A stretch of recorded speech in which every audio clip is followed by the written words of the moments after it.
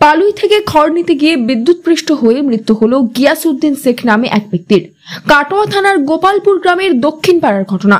প্রত্যক্ষদর্শী আনারুল শেখ বলেন, আজ সকালে গিয়াসউদ্দিন তার গরুর খাবারের জন্য খড়ের পালুই থেকে খড় নিতে গিয়ে ছিঁড়ে পড়া বিদ্যুৎবাহী তারে হাত জড়িয়ে গিয়ে মাটিতে পড়ে চিৎকার করতে থাকে।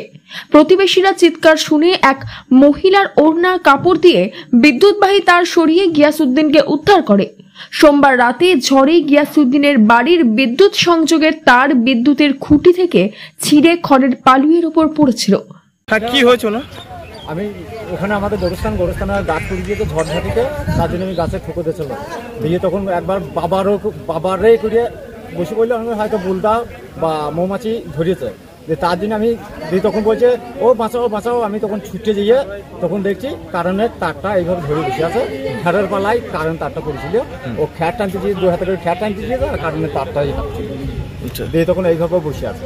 বসে থাকার বাদে আমি তখন ওই শুকনো বাঁশে করে ঠেলা মারছি, তার হাত থেকে ফসকাইছে। দিয়ে তারপর আমার একটা ভাইজি ছিল, ভাইজির গায়ে রুন্না ছিল, রুন্নাটা কেটে নিয়ে তারা লাগিয়ে আমি তখন টানলাম, তবে ছাড়লো। দিয়ে ছাড়ার সঙ্গে সঙ্গে ওই শুয়ে পড়ল।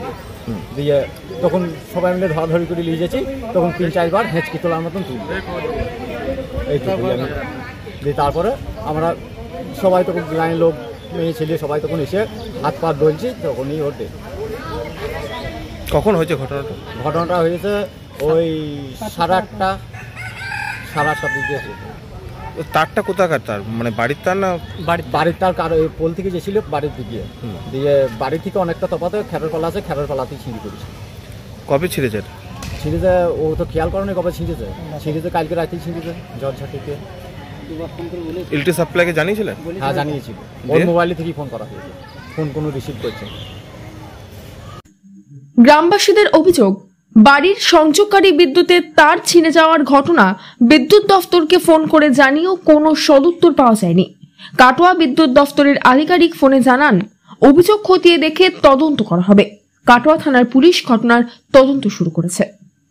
Bureau report, news network 7। Hallmark সোনার গহনা কেনার একমাত্র ঐতিহ্যশালী স্বর্ণ প্রতিষ্ঠান শ্রী ধীরেন্দ্রনাথ দত্ত গোল্ড প্রাইভেট লিমিটেডের শ্রী সুখেন দত্তের দোকান। ঠিকানা কাছারি রোড, চৌরাস্তা, টেলিফোন ময়দান, কাটোয়া, পূর্ব বর্ধমান। কাটোয়া শহরের অন্যতম প্রাচীন ব্যবসায়ী প্রতিষ্ঠান new Shri Gauranga tea store.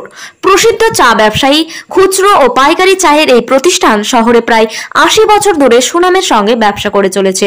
ঠিকানা কাটোয়া স্টেশন বাজার, চৌরাস্তা।